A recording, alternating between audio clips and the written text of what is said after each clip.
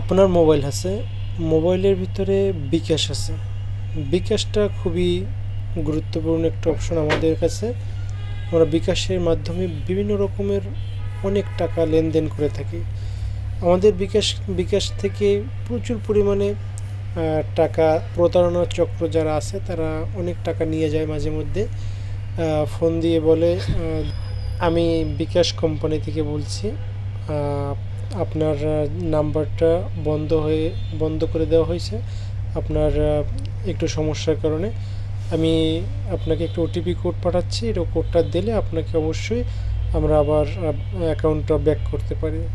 তো এই কথাটা বলার পরে আপনি যদি ওটিপিটা দিয়ে দেন তাহলে কিন্তু আপনার সব কিছু হারিয়ে ফেলবেন। আর যদি আপনি একটু অনীহা করেন যে না আসলে এটা সঠিক না, তাহলে আপনার করুন, তখন আপনাকে বলবে যে আপনি অমুক, আপনার সাথে অমুক কিছু হয়েছে। এই বিষয়গুলো যখন বলবে আপনি মনে করবেন যে আসলেই তো সঠিক।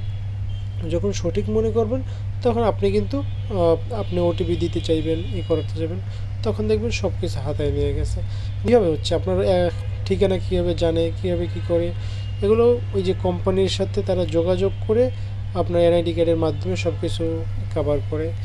এই জন্য আমি বলবো যে আপনি যদি অবশ্যই সচেতন হতে চান, নিজের অ্যাকাউন্টটাকে যদি সুন্দরভাবে রাখতে চান, অবশ্যই সকল এরকমের কল থেকে বিরত থাকতে হবে। কারণ কোনো বিকাশ নাম্বার থেকে, বিকাশ এজেন্ট থেকে আপনাকে কল দেবে না।